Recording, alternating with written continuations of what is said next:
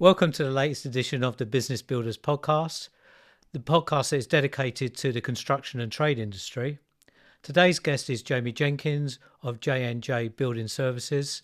He is the founder of this company. And Jamie, over to you, young man. How did it all start? How did you get into construction? Thanks, Ray. Thanks for the introduction. So just as I came out of high school, I wanted to join the family business. At the time, my father had a construction company, and he said it would be a good idea for myself to become a carpenter. So I went to college, and I did a 3-year apprenticeship. Then my father said, "Oh, it would be really good for you to get into plumbing. Oh, We always need water and gas." So I thought, "Oh God, another 3 years." So I did the plumbing and done that heating. as well? Yeah, so I'm a qualified carpenter, qualified heating engineer. Then he said, "Yeah, you might as well do gas." So I thought, "Oh my God, Dad, please." jack of all trades. So I went and did gas. And then obviously during that 6 years, I learnt my trade mostly as a carpenter. I wanted to become a master carpenter, doing loft conversions and dormers, and then sort of got into the bespoke stuff as well, the 1 millimeter minute stuff. And then I thought with the plumbing, I started the plumbing, and I thought, no, if I'm going to do this properly, I'd have to become a full-time plumber, doing it all day in and out, without doing the carpentry work. So I thought everything's designed to leak. So I thought this isn't a good trade to get into. And then the gas, you've definitely got to be doing that day in, day out, because it's extremely dangerous. You have to keep being certified in that as well, don't you? You have to keep renewing it. Yeah, every year you have to be gas registered. But when I was doing the training, I realised how dangerous gas is. So if I was going to focus on that, you'd have to focus on that every single day and make sure that's your sole, only individual job. And then, did the carpentry for a long time. And then I thought, let's open up a construction company. And 12 years later, it's now finally successful. But those 12 years have been incredibly brutal.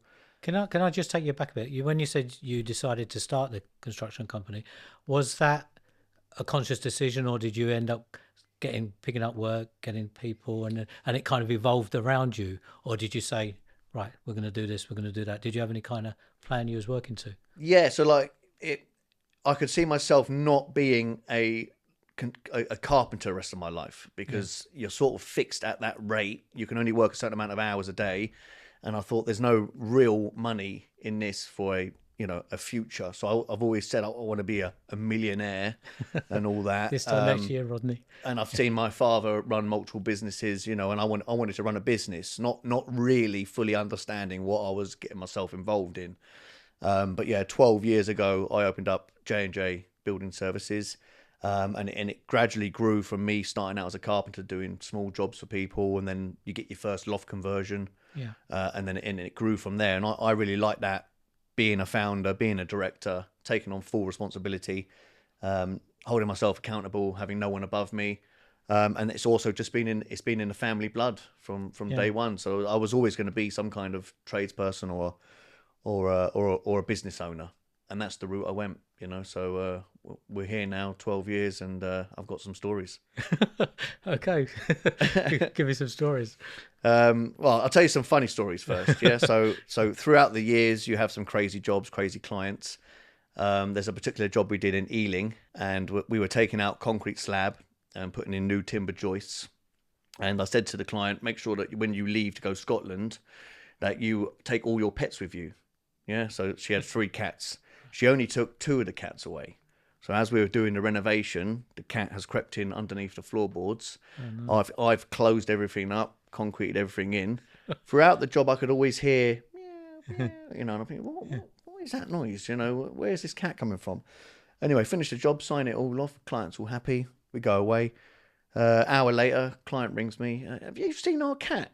Oh, no. And I'm like, no. How long is this? I'm like, what? It's not weeks the and job months. was about 2 weeks. All right. Okay. And the client went away. So I'm just worried about little Kitty. the cat was under the floor for at least a good week. Oh dear. And then the client rang us. Have you seen our cat? I said, look, I heard something. I think the cat is underneath the ground, but we've concreted all the floors in, so they're going to be over in the lounge. So we had to get the carpet up, take the floorboards up, and there the cat was, all shriveled and, but Alive though. alive, Yeah, alive and well, yeah. skinny, but alive. But but you get funny stories Yeah. like that, and, Yeah. and this is the kind of thing you've got to do in construction. You've just constantly got to tick every single box. You've got to look at clients. Your pets, where are they? What they're doing? If you're moving out the house, make sure they're all gone. Things like that. So it's just that's one funny story. With the construction side, was obviously you evolved. You said you started off doing lofts and stuff like that. Was there a kind of say, right, okay, we're going to work up to say a project of 1 million, 2 million, 500,000? Did you kind of incrementally grow? Is there a range that you take on now that you won't undertake because it's too, you haven't got enough resources to take it on that size, if it's too big or too small?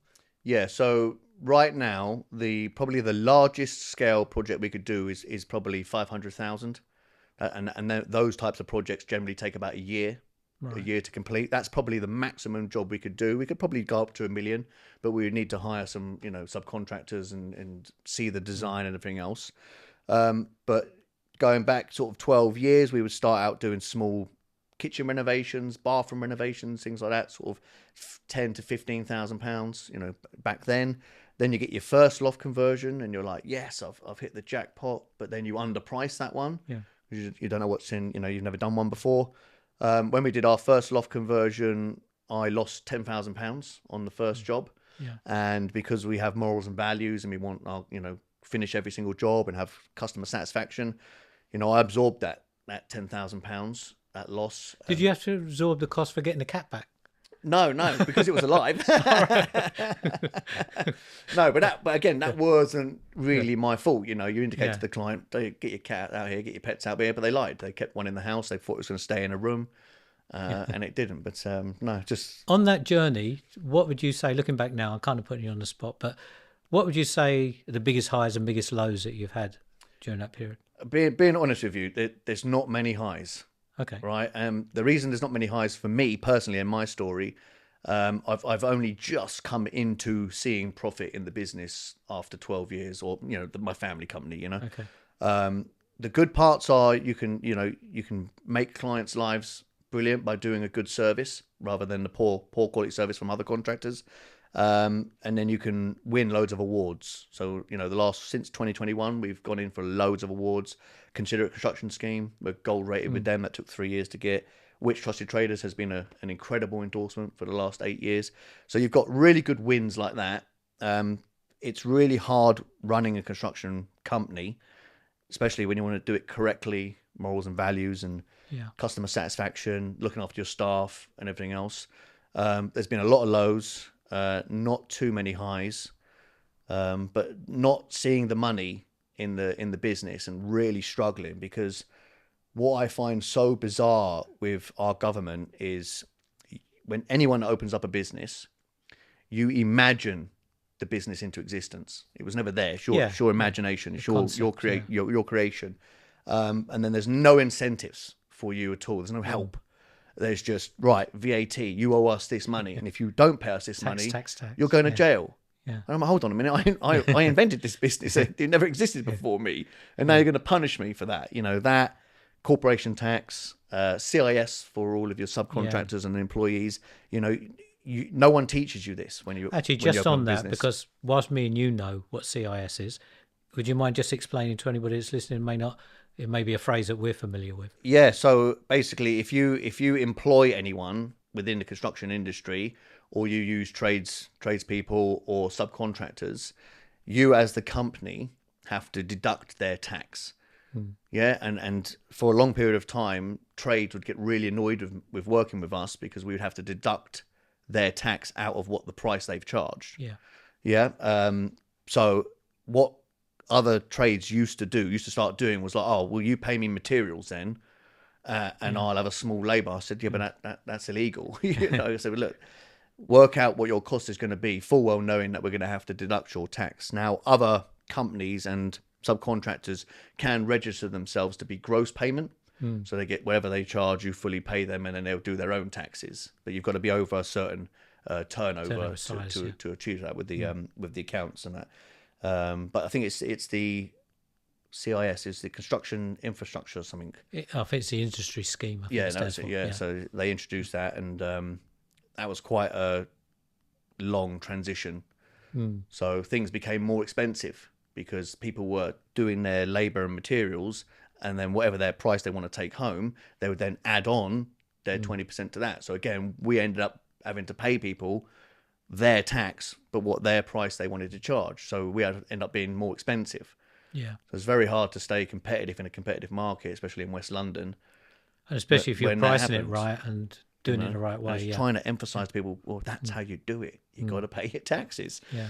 You know. Unfortunately, the industry has got this terrible cowboy builders reputation, and those people have really damaged the reputation of hardworking, honest builders that are trying to do it the right way. And it's also driven the price down terribly. It's very hard to run an honest business, and when you're trying to win projects in and around West London, but the same for all builders, competition now is 10 builders per tender.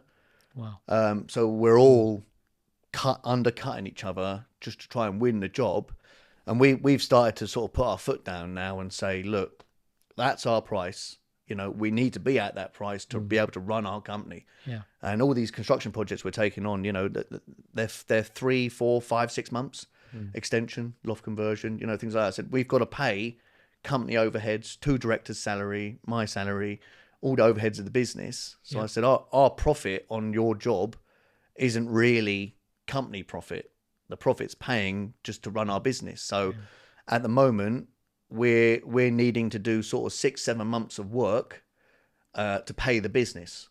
So not until this sort of last 5-6 months do we start to see the potential profit. Yeah. You know, which is quite alarming. You know, so if you don't have a successful beginning to the year in getting the right jobs with the right profit margin and sticking to what our numbers are, Yeah. you know, it's a real struggle. So Yeah, I had a client who, construction company, who was turnover had doubled, but they still weren't making any money for that same reason.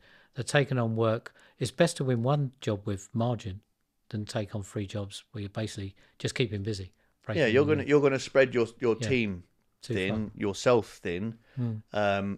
We have, like, myself and management company and project managers and everything else, but that all costs, you know, 10-15% added on to what your project's going to be. But we guarantee you that we're going to finish on the time that we specify, you know, and we have proper contracts, liquidated damages, retention periods, you know. Is it just JCT you work to? Yeah, JCT. There is Is that the minor works one?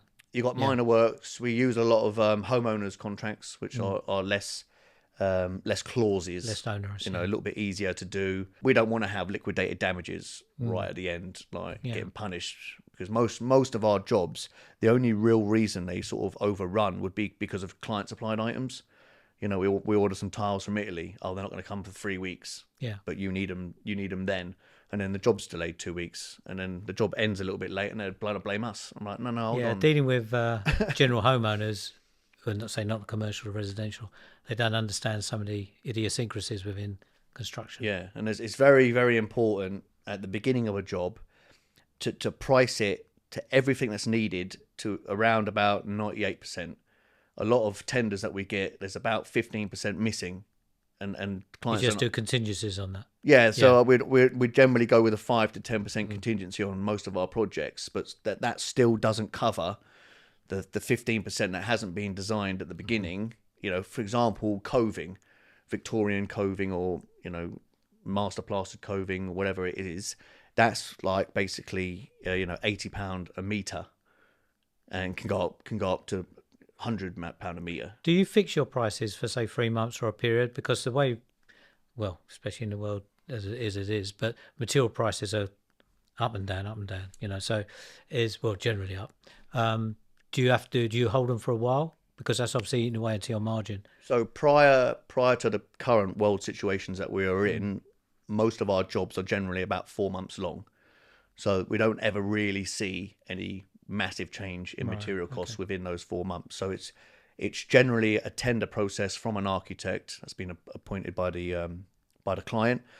The tenders that we are getting are not very good, and like I said, are missing loads of things. So then we emphasize to the client, well, look, hold on, let's pause this a minute. You haven't written this tender correctly, right? This is missing, this is missing, this is missing. Let's talk about this now, Yeah, to avoid. Because we're not one of those contractors that will just give you a low price and then come into your project and when week 2, week 3, extra wasn't included. We want to get to a stage where, like I said, you're at 98% of overall costs. So you know exactly what number you need to have as your budget before you start the project. So the tendering process at the moment for us isn't very good. The quality that's getting produced by it's not all architects. Yeah. I don't want to offend architects because they get very very angry. But the majority of tenders that we are receiving are not very good. They're about 80% there, but the drawings aren't very good. The tender's not very good.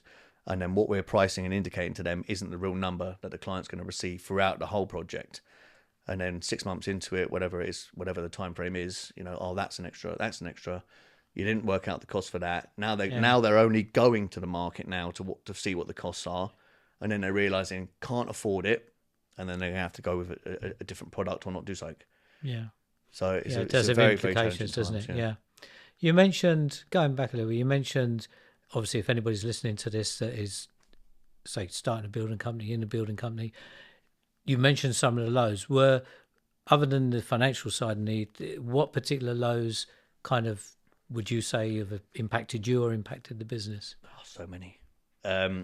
Inexperience. So when you start a business, you think because you're starting a construction company that you can rely on your carpentry skills and your site skills, that this is all going to be smooth sailing. You don't know how to run a business. There's no business training in any apprenticeship. It's crazy. You are now a business owner. You're a director. Also in construction, you're liable. Yeah. Health and safety now for anything that happens on any site. If you went back to that point in time that you're referring to now, what would you do differently? I would have got a PAYE job. Okay, become a postman. Yeah. No, I don't think there's a specific answer to like what would have I. You have to go through all the experiences, the bad times, the good times, and just generally over time you will learn. But I would have gone with a mentor. Straight away, day one, in the background of how to run a business, not just the site work, because I had all that. I had my father to fall back on, my brother. We were, my 2 uncles are carpenters, so I had all the training, all the advice. I could go to my dad. How do we do that? How do we build this? How does that work? And he knows the answer to everything. But the business element is where I did not know how to manage accounts. When to pay accounts, how to pay your taxes, how to do CIS, how to price jobs correctly. Massive one. I've only just learned that in the last sort of 2 years, really, using pricing software, how to really price things properly. Understand the difference between margin and markup. Yeah. Margin and profit margin and markup. Yeah. Completely most different. people use markup and they... I'm really glad you brought this up. Yeah. Right. So if you've got £100 job, for example, and you want to make 20% profit, it's not 20% markup. 16.6%. Yeah. Yeah. So massive margins already lost, because it's a different calculation. Yeah. To work out profit margin and markup. Yeah. And if you don't know your overhead percentage of sales, and if you don't know you need to work out your gross margins and your overheads before you can actually price a job. Yeah. And too many people don't actually know. They don't even know how to do that. And then so effectively you're doing it blind. But if you price just on markup, over time you're actually underpricing. Massively underpricing. Yeah. We used to throw in a couple of extras. We'd do some wardrobes for you, or we'd do this to win a job. The markets are too competitive. So going back to your question, I would have, if I began at the beginning with what I know now, I would have stuck to price. That's our price. Just take it or leave it. We are not coming down because this cowboy builder is coming at this price or this cheaper price or whatever. Just stuck and said no if it's not worth the money. Because what happens is you end up staying on this job for 4 months, but you lose money. So what was the point? Exactly. I'm just paying staff and members and cash flow, and great for turnover. Unfortunately, it's an expensive lesson, isn't it? In many cases, a lot of people go bust. They don't get to realise the issue that you're raising, and by the time they do, it's too late. They get a big hole. Lots of 5 and to talented 10 grand. people as well. Very good tradesmen, very good at what they do. But because of that lack of knowledge, they're not stupid. It's just that they weren't educated in that particular area. And I would say for myself, be incredibly shellfish. because I was a yes man, and I really thought, because I owned a construction company, that I could just help clients. Yeah, don't worry, I'll do that for free. I'll do this for free. I'll help you here. I'll help you that. Next minute, you've spent 10 grand, That's the profit. £10,000 on helping that client out. Yeah. They don't show any appreciation for it, but you've also delayed yourself now 2-3 weeks. Yeah. And you are getting the blame for everything. So learning how to say no, everything is a variation. Pause the job, variation order, send it to the client. This is the change you want. This is what it costs. Yeah. This is the delay. This is the new deadline. Yes or no? Yeah. We cannot move the job on until you've approved that. You've got to be friendly, but you've got to be stern.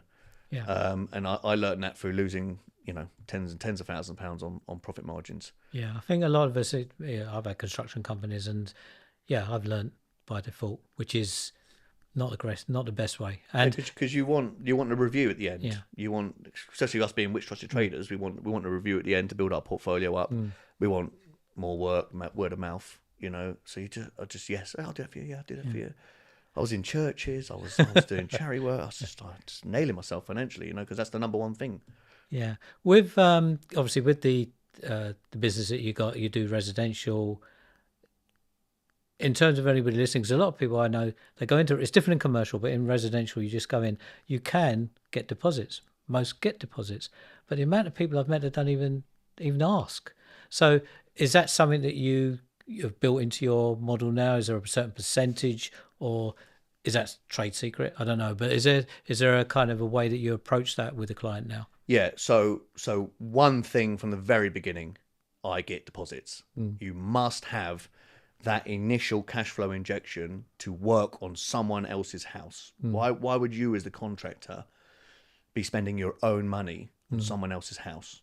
It doesn't make any sense. You have to have the front 2-3 weeks loaded up, where the client's paying the wages for the business, who's working on your business, the overheads, everything else, and you're taking out that risk that if a client for some reason doesn't like something, you are not down now 20, 25, 30 grand. Yeah. It's ridiculous. So we've always, from the day one of our first meeting with any potential client, we have to have a 5-10% contingency depending on how much your job's going to be, but always a deposit up front, generally 3 or 4 days before the project starts.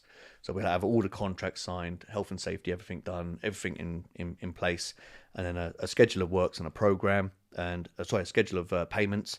In that schedule of payments, we'll indicate to you 4 days before the job there's a 10 grand payment, and then we say to our clients, make sure you pay us £1 first, so we know that it's transferred over. Yeah, because we've had that before. Oh, I've transferred you 10 grand, but it's not in our bank. It's madness. So £1 first, we see the £1 that's landed, we go, yep, that's fine. Transfer the rest minus the £1, and then every 2 weeks is a payment that we do. Right. 2 weekly. Okay. Every 2 weeks, yeah. Some trades want it. Some companies want it every week, but generally we do it every 2 weeks. Otherwise, it gets a bit And you too do it much. on a measure, or is it a set figure? So we'll generally do 5-10% up front, and then we will divide. If the project's 10 weeks, then we'll divide the number, the sum of the overall contract sum, and then we'll divide it by minus the deposit and minus the homeowner's contract does 5% retention.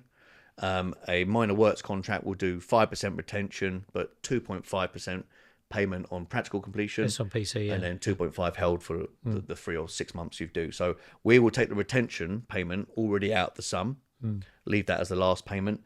We'll then do the 5 to 10% deposit, and then it's split up every 2 weeks. Generally, for 10-week program or 20-week program, we'll divide it by 10 or 20. As you've grown, you've obviously taken on larger projects. How difficult do you find it dealing with subcontractors that are not accustomed to having a retention held on them, which I presume you do? Because I find with a lot of the smaller contractors, they struggle to find decent subcontractors, and the work will suffer as a result. And it's because they haven't grown to a point where they're familiar with some of the kind of industry standards, if you like. Yeah, we now are right in that sweet spot, right? But only because we've had 12 years of honing everyone, finding out the drug addicts, the drunks, the thieves, all the bad contractors, good work, poor work. We've now, over the 12 years, finally built a team that are just unstoppable. So, Do you have your own direct labour then, or is it just a network of subbies? so we use subbies, Yeah. but we've used them so long now that they're basically, you could call them team members, but they're not employed by us. They're not PAYE or anything. And they'll do a job here, 2 weeks off, and then they'll do another one, 4 weeks off, come do another one for us. So we've got a team of, plasterers, plumbers, electricians, everything. So it's really good. We don't actually take a retention off of them, but only because we trust them. But it would be lovely to have a retention on all the subbies, so that when the clients moan about something and they come to us as a director or a founder, you take full responsibility for everything that happens on site. Yeah, so getting the them client back doesn't go to the tradesperson, goes to me. Yeah, so I get blamed for everything. So it'd be lovely that at the end of the job, when we get held the retention, why shouldn't all the subbies get held the retention? And then they come back and repair their problem. In practice, I think in practice, it works in principle, but unfortunately, especially when you go into larger contracts, pay when paid kicks in, which we know is illegal, and a lot of people will use the retentions for their own purposes, and a lot of subcontractors suffer as a result of that, which is unfair.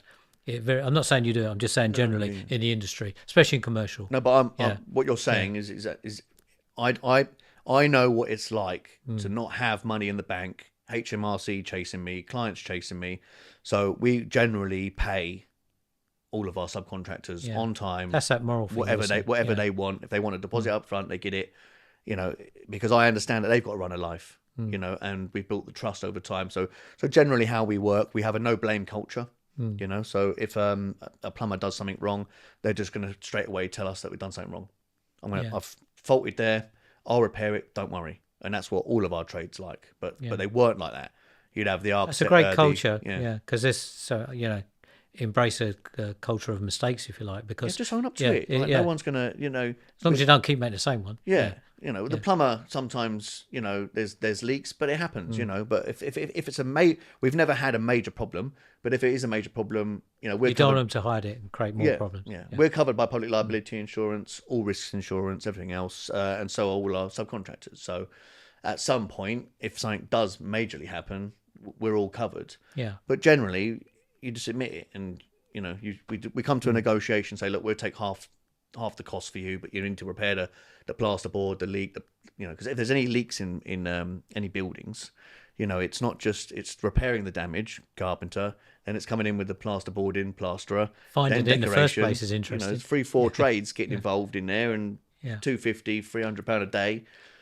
Quite easily, £1,500 can be quite easily spent repairing damages. So, but once one thing happens, they don't do it again, because they learn the hard way. Over the years, have you I'm assuming you have, but have you built in sort of systems and processes? Because hard work cannot scale a business. No matter what anybody says, it's got to have a foundation of processes and systems. You mentioned earlier about a software for helping you price. Have you brought in any other software or systems that you've built in to make sure the company has got those strong foundations? Yeah, so spot on what you say. Working hard does not pay bills. You're just in a headless chicken. We use a software called priceajob.com. priceajob.co.uk. Is that made for construction? It's made for construction. It's a estimating software for construction, but you can use it for developments. You can also use it for commercial. It's £45 a month, which is nothing. Cancel anytime. I am in conversations now with the founders and the owners to become one of their leading trainers. Oh, right, okay. But it's a software that you upload your drawings to. You can scale walls, floors, ceilings, foundations, anything, very, very simply. And then you literally type in 2 measurements and it will do all of the calculations for you. So, for example... What are those calculations based on? Have they got access to the kind of market... Yeah. Right. Okay. So they have a whole database back end which does every single material known in the construction industry. They take an average across. They're actually doing updated research all the time with all the suppliers. Oh wow! Okay. You can also download your supplier's Excel spreadsheet and then automatically upload that to get those prices as your materials. And then depending on different areas where you work, but you can type in different areas of the country. But we do obviously London, and then you can type in every single cost that your trader is per day, and then it will work out the hourly rate. And then just literally using the calculator software, you just type in the measurements for foundations, for example. It will just ask you how long is the foundation, and it will ask you the depth and the width, and then you press enter, and it will calculate everything. I'll show you afterwards. It's phenomenal. Yeah, quite impressive. It's unbelievable. But £45 a month is nothing. And so that you've just put the price up £100 now. Well, yeah. If you want to use me for training, I think I charge like £200. It's really nothing. 4 sessions, and it really needs to be put into universities. Everyone, architects need to use it. Would you say, I'm not sure if you've done the comparison, but would you say since you've been using that software, you've actually won more, or you've just won with better margin? What we were talking about earlier about markup and profit margin, this is where I learned that change from. Okay. Because I would put in a markup of 20%, and there's a button you can press which will give you the cost, and then you can press a button, it'll give you the profit. And I was like, that's not 20%. No, yeah. A lot of people make And then I would tweak it up to 35, and I go, wow, hold on, that's 20%. Yeah. Then I realised, markup is different to profit margin, and I think this is where every contractor, every contractor and tradesman, every business struggle with that. It's the same thing. Every business model is markup and profit margin. So since learning that about a year ago now, and using the software, we're making money. It's unbelievable. It's great, isn't it? It's unbelievable. But also, what it does is, as it's doing the quote for you, it's writing it out for you as well. Yeah. And you just literally click a button, and it's all printed out on Word. Yeah, you'll have to let me know the details of that. Yeah, it's unbelievable. I haven't heard of that one. Honestly, because I've been trying to find softwares to price things, and they're all just so complicated and hundreds of pounds, and it's like, I don't want to pay £1,000 a month for this, and you get a little 7-day trial, but it's like, how am I going to learn this in 7 days? No one's teaching me it. But this one here was very easy to learn. There's YouTube clips on it as well. But if you want me to train you or anything, do you have you mentioned obviously you've got the subbies, but do you have a core admin staff or people in the office? Do you have an office? So no, we don't want an office. The reason we don't want an office means our prices are going to have to be more expensive in order to afford the office. The overheads, There's going to be a huge added overhead. We just have a registered business in Chiswick, but it's our accountant's office. I see. So we do get people ringing us, can I come to your office? But I'm like, we don't have an office. We just come and do site visits. We are thinking of, in the next 1-2 years, to get an office. But we'd have to have huge profit margins to really see a big change in us financially to value having an office. I don't think it's actually going to bring much to us. It depends whether it can bring cohesion into the team. When I used to have my office, walking through and just overhearing phone calls and people talking, you can suddenly pick up on things. That's probably the biggest difficulty when I went off on my own, was I felt lonely. No mates. Yeah. But so it's got, obviously with the way the government is and the business rates and stuff like that and properties, it can be very expensive and it does eat into your margin. But then again, I suppose at that point, ideally you'll be working with a target market that's greatly different from what you're working with now. So it could balance it out. But it's definitely a financial exercise to see if it works for you. I can see us in the next 1 or 2 years definitely needing an office, scaling up massively. Social media, podcasts like yourself, and training programs as well. There's a lot of money in training. There you're is. helping people as well as earning extra revenue for the business. A lot of people, they earn their reputation in a certain marketplace. Virtually all of them go on to do some form of coaching, training, and it's a big industry now, but there's so many people out there that can benefit from it, and that's why I get my biggest kick, is actually helping, as it sounds like you do as well, helping other people. Yeah, because I know what it's like. I know I've been in the dark times. Well, I've done exactly the same as you. I've had the same construction and made horrendous mistakes, and you think, oh God, sweep that under the carpet. Madness, isn't it? It is madness, but office I can see happening. But in terms of how we've 2022. After me running the business for 8 years, I thought, the business is in debt. I can't see myself taking on the next 3, 4, 5 jobs and making any money. I can only see myself getting stuck in the same situation I'm in, because I'm taking on one job. One job's paying the debt of the other job. I was in a very, very vicious cycle. I weren't pricing the jobs correctly as well. And you're just on these projects for months and months and months. And I had enough. And I thought, let me go and do a course with PPN. I did a development course. And I thought, this is a bit of me. No client. Get the land ourselves. Be the developers. Be the builders. Invest in money. So in 2022, I passed the business on to my brother and father, Nigel and Ben. They took it forwards for the next 6 months. They said to me, we need you to come back. We need a little bit of help with this, the admin side of things, and health and safety and contracts and everything else. So I thought, okay, I'll come back, but I want a wage. I want no stress. I'm not dealing with clients. And they said yes. And this is where the business has really elevated, because you're always going to need someone doing the tenders, dealing with the clients, the site meetings, the sales pitch, everything else, getting the numbers right, looking at the design, dealing with the architects. You cannot do that if you are a site foreman. You're a director, mainly involved in running around from site to site to site. You can't do an 8-hour, 9-hour day on site, then come back and then do 4 or 5 hours in your home office and pricing up quotes and tenders and everything. Tenders take about 2 to 3 days on it, 8-9 hours each day. Yeah. So you can't manage all of that. So now why the business is so successful is because I can take all of that stress away from them. Ben and Nigel run sites. Ben's really good with products, codes, what sort of stuff we should put in the house. All that stuff does take a long time. Client supplied items, tiles, dealing with all the nitty gritty and the technical stuff. My father's just 40 years in the game, does it blindfolded, so he's on site. The combination between my brother now and my father and doing stills and measurements and technical bits, those two partnerships work incredibly well. And then there's me at the back end, founder of the business, very, very good with clients, very, very good at sitting down. This is wrong. This is right. This is how we do things. This is the correct way. These guys are lying to you, and then I go to the pricing element of things. So I can take out 2 days from the business and price the tenders, and then what I think the success is speed, is getting those tenders off 1 or 2 days after the site meeting, and the clients are like, you're within our budget, brilliant, we're going to use you. And most times now I'm getting those jobs signed up, health and safety done. It's about 14, 15 different documents, construction phase plan, method statements, risk assessments, everything else, all off to the client, all off to the architects.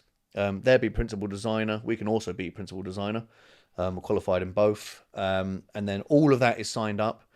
No stress by Ben and Nigel. So that means that they can run the construction company. It's having no separation of roles, isn't it? Yeah. So no job gets delayed. They're not stressed out. They're dealing with stuff. I'm not dealing with clients that are on the current projects. And I'm just back end loving it. I've really got the buzz back for it. Yeah. I'm making more money now than I am whenever I was the founder or the director. Yeah. And I've had that. I've got freedom now to do something. Whereas before, when you're the director, you have to be on site, because if anything goes wrong, 25 years manslaughter. Anything happens in health and safety. People don't understand this.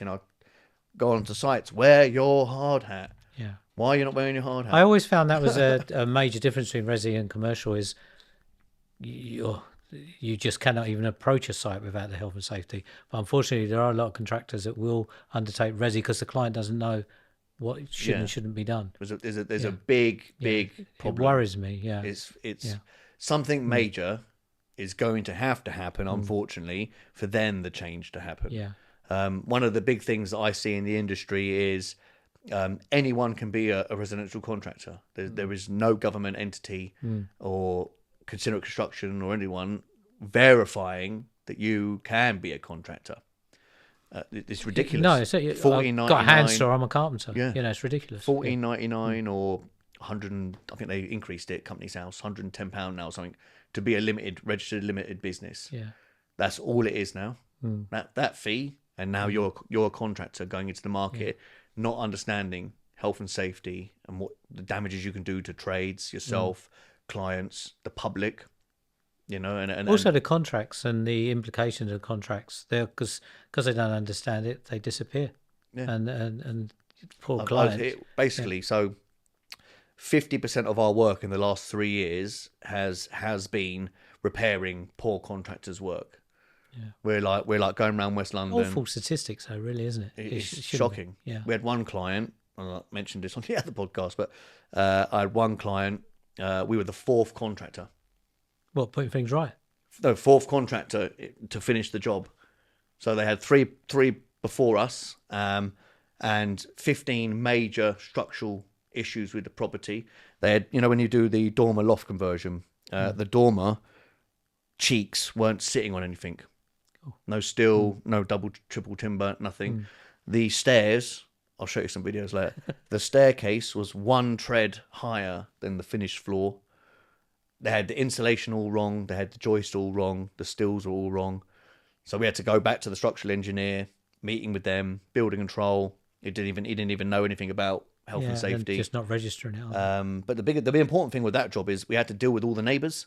Because they had no communication with the previous builders, and they were leaving everything really rubbish and shit and la-di-da-da. So we had to go straight to them first. We're the new contractors. Here's my number. Call me any problem. We'll clean the public footpath. Any issues, let us know. But they were fuming for can you imagine? The first 2 weeks. But we actually got them calmed down. They saw the quality, got the client in, got all the building regs passed. But that's generally what we do for about 50% of the year. Just go around and just people come to us. Oh, can you repair this, please? We have to go in there, investigation, didn't do it all right, health and safety. But no one's educated on health and safety. And no, it is a major worry on the resi side. Something should happen. Yeah, it's really. Not. Do you CHAS registered or? We're not CHAS registered. Right. No, we are with the.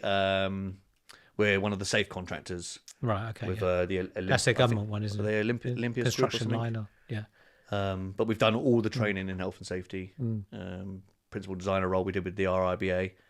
I've done a mentorship with Richard Stone. Do you know Richard Stone? The name rings a bell. Yeah, I'll say no because I'm guessing. Yeah. So we've done a year's mentorship with him. Who is Richard Stone? Richard Stone's like a chartered surveyor, chartered contract manager. Been in the game for like 40 years. Great friend of mine. Great mentor now as well. And he has a course. All right. Okay. He has a course that you can do for 3 days. Yeah. And you learn everything about pricing jobs, contracts. But more importantly, I went there to really understand health and safety. Yeah. And that's what his 3-day course did. And I was so impressed. I'd done his year mentorship. And that was another elevation. I think you mentioned it earlier, but I think every business really should have some form of mentorship in the background. Like you said, a lot of the mistakes could have been avoided if you just had Richard say at the very beginning. If I had Richard at the beginning, I probably would. But it's also a mindset shift, isn't it? A lot of business owners still get stuck. Oh, but I love being on the tools. I want to. But unless you want to really scale the business and grow the business, at some point, like now, you're on the business rather than in the business. Wow. And that concept is an old adage, but it's so true. It really is. It is the bottom line basic. I used to think as a carpenter, I'll fit that kitchen. That saves me exactly £2,000, £3,000. Yeah. But now I'm on that for 2 weeks, or a week, whatever it is, not getting in work, not doing the quotes, not building the business, not working on the business, not doing admin. Yeah. It's just it's mind-boggling. And you think pay someone to do that, and you can win 2 jobs that are going to win you a profit margin of 20 grand each. Yeah. Yeah, I think it may be it should be in the apprenticeships, but it's the fact that unless it's tangible and they can see it and feel it and they feel as if they're doing something, they can't quantify as the cost versus investment argument. They can't seem to differentiate. And so many talented people could go on to have really successful companies, but because they get caught up in that trap and the mind is so confined. Yeah. Do you know what I did? I sold 90% of my tools. Really? Did you? Yeah. So basically, there's another team member. His name's Dan. He worked at Hitchcock and King, who went bust. Right. And I went to him straight away as they went bust, and I said, "Oh, you need a job? Come and work for us. You're doing everything that I was doing." Because when I came back with them, I was also picking up materials, running around sites, site foreman. And I said, you need to do what I do, because you've been working in a timber merchant your whole life. So you now take a van. We bought him a van. I gave the company van I had, my van, but I gave it back to the company. I said, buy me a small little Ford Cougar. I want to be in the office and I want to be getting you lot work all day long, business development, everything else. But I needed someone to come in. Replace, yeah. You know, so I gave the van back, which means they can't call me to pick up materials. Yeah, I sold 90% of like, you know, my power tools and everything else, so I can't be called to go in and do jobs. I've got the little battery set, you know, Yeah. little drill and that, you know, Yeah. for if I'm in an emergency, I can still drill things and do things around the house. But from doing that, it forces you to now have to take the role that you want to take. Yeah. And if I didn't do that, I don't think I would have been able to escape. I'd have constantly been on site doing work and, oh, can you just do this? Can you just do that? Also with friends, there was a big thing with friends, you know, mates rates and all that. I got trapped with them as well. Oh, can you help me out with this job and help me out with that? And you do it for them, and all ends in absolute carnage. So I sold my tools for that as well. They ring me up, got no tools, mate. Sorry. Can't build your A cupboard. lot of companies about your size doing what you do have trouble getting good guys and keeping good guys because unfortunately there is a myriad of different levels. What's your views on that? How do you get good staff? And I know you've said it's taken you a long time to kind of, what's the saying, sort the chaff out from the wheat, whatever. But is there a kind of procedure? Is there a probationary period? How do you overcome that? Yeah, so we have found our team over time through trial and error. But if I would say to people, to advise people that run construction companies, do your due diligence on who you're hiring, get them in, tender process with them, insurances, you know, full check on what they're like, word of mouth, go and see their previous jobs, and then again, deposit, retention, you know, have those conversations. Yeah. But truly, the only way you're going to know is by someone working for you, doing a job, and straight away you're going to tell whether they're good or bad. We've had a major issue with plasterers over the years. Right. Yeah. You know, unfortunately, like plasterers, they do the job. You don't quite think the walls are that bad. Pay them, they go away. Painter comes in 4 months later or whatever, and you can truly see how bad it is, but they've sailed off into the sunset. Oh, you should have told us there and then, and all that. Yeah. You know, the proper way to do anything is contract with all subcontractors, a contract, terms and conditions, schedule of payments. You know, if you ruin this or you ruin that, there's this policy, and then you've got retention period. But as soon as you get into that, they double the price. Yeah. But you touched on it there. A lot of people, again, get stuck inside the business doing their day-to-day. They don't realise the importance of having subcontractor agreements, you know, all the terms and conditions, and making sure everything's clearly set out for the client, etc. Because they do it in good faith, in fairness to a lot of them. But unfortunately, the business side will kick them up the backside because you'll end up if your client struggling. comes down on you tough, and you've got no paperwork with your subcontractor, Yeah, and they disappear, which we've had, it's in your lap. you're screwed. You know, so there's thousands of pounds we've had to lay out just to get things repaired, sorted out, whatever, and get the client in, and then that subcontractor's gone, and you never use them again. But that doesn't matter to them. They don't care about reputation. Yeah, it's strange. You know, you've got to find honest people, honest, reliable people. You know, we've got a team now that turn up on time every day. Yeah. And even though that would be just normal, that should be what happens. But that's treating them with respect. The industry is riddled with a culture over the years, especially when I was a lot younger. Very crude, very difficult to work with. But if you treat people with respect, I know we did in our company, we didn't have anybody leave, I think, for 7 years over a period. And because we valued them, you know, we looked after them. It sounds like you do as well. But too many people want everything cheap, and they want to pay cheap and then expect why don't you get a Rolls Royce service? You know, so you do need to look after your people and trust them. Yeah, so that's what we've done. So especially over the last 5 years since COVID, construction costs have gone crazy. Yeah. Labour costs have gone crazy. Cost of living has gone crazy. Current situations around the world now have increased materials again by 5-6%. But touching on your point with our tradespeople, you know, we are not squeezing them. You know, as we've grown, they've all grown with us. Yeah. You know, they all used to be on, you know, £100, £150, £200 sort of used to be the common for everyone. Now they're, you know, £250. You know, plumbers are on £350. £350 a day. You know, it's My just dad was a madness. plumber. Yeah, but that's where the money. I should have stuck to plumbing, shouldn't I? But yeah, we have motivated our trades through their success and being reliable. Yeah. We thought, no, you all need to be paid a good wage, healthy wage. You know, you all have families and everything else. But unfortunately, because we're not squeezing on things and trying to keep everyone down and materials down and everything else, our cost overall as a construction company, it's impossible for us to stay, the word's competitive. You know, and who are we competing with? You know, we can't lower our costs to 30, 40 grand. Yeah, a lot of them do buy to work deal with though. them. Yeah, I said, it's pointless. you know, hold on, like, are we all pricing the same tender? Or have you not got a tender and everyone's giving these numbers out and you're telling us to come down to this price? No chance. So, you know, everyone has to be paid. We pay our staff healthily. We pay all of our endorsements, you know, and you get the service. Yeah. But unfortunately, there's a cost to it. But there's too much competition, especially in London. Yeah, when you said about 10 on a tender list, I thought, wow. You know, I wouldn't take on one if there was more than 3. So times have changed. Yeah. But ideally, that would be perfect. Again, it all depends where your business is. You know, right now, we need the next job. Sure. Yeah. Yeah, we've got like 4 or 5 on.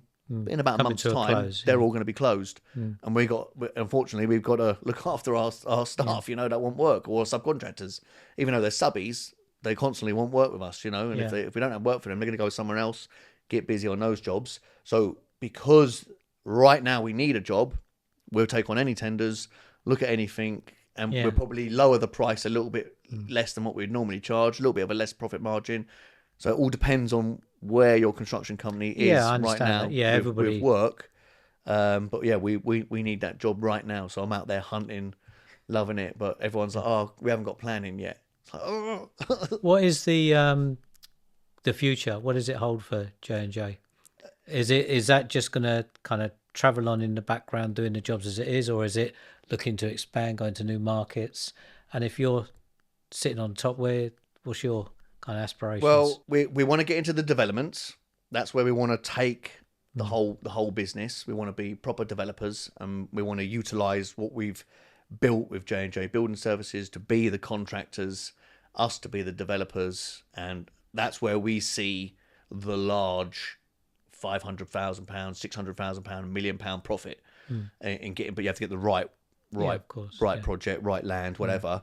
And then we want to take a little scale back from the residential side of things. But we now have moved on to a place where we need £250,000 and above projects. Yeah. You know, we need a whole house refurbishment, loft and extension as a minimum job. At the moment, we're sort of getting the £100,000 jobs, and they're nice, they're brilliant. But the company just can't afford it. It needs to be a larger profit. It does drain your resources just as much, even though it's on a smaller scale. It can be just as difficult working on a small one. Like bathrooms, for example. Like Yeah, we got rid of them a long time ago, Yeah. you know, and I had lots of people talking about bathrooms, but £5,000 they used to be. They've gone up to 10 grand now, and you're probably looking at about £12,000-13,000 to do a bathroom. They're Yeah. too small for us because you know, you need 3 or 4 weeks to do one. You've got the clients living in the property. Some only have one bathroom, so you've got to constantly put a toilet back in. But the downside I always thought with bathrooms was, you know, any one person, trade, material, anything, delays anything, the whole thing Yeah. is out of whack, man.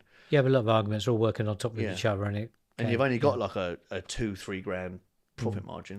And Yeah, you're thinking, hold I on a think minute. I agree with you. They should have a base. I know we set a base because percentage-wise it looks attractive, but in sheer money terms, as you're growing, it's not enough. It's not enough. You would need about 10 bathrooms Yeah. running at a month to really see any substantial profit. But then, and then loft conversions, they used to be about 45 grand for a dormer loft conversion. You know, 90, 110 grand. Plus, on top of everything I'm talking about with cost, you know, you've got to add on then client supplied items, which are, you know, your tiles, sanitary ware, bifold doors, roof lights, kitchens, whatever. And then on top of all of that, you then have your VAT, Yeah. which I just think is just ludicrous for what clients are paying now. 100 grand job got paid 20 grand to the government. It's madness, I know. you know. So there's all those costs. It's basically impossible now. You're probably looking at, including the VAT, you're probably looking at 300 grand now to renovate a 2-bed property or a 3-bed property into a 4-bed with a loft and extension. Yeah. It's ludicrous, you know. And Well, construction was never renowned for its high margins, but you know, we used to own a beauty salon years ago. Tell you what, you love the margins on those products. yeah, of course. But yeah, it's never been great for margins, and when you have all these external forces on you as well, it's I find it quite sad to see some really talented people struggle, not always because of their own fault, you know. And I just want people to succeed, and some of these businesses are so talented, but these external taxations and forces, and now with the employers NI and stuff like that, it's gone mad, you know. And it's incredibly hard to run a business. It's almost completely off-putting.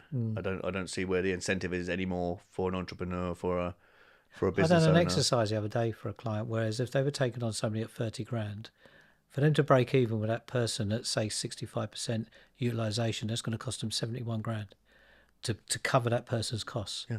And it's ludicrous, you know, with say pensions, employers NI, you know, all the other factors, a bit of downtime, holidays.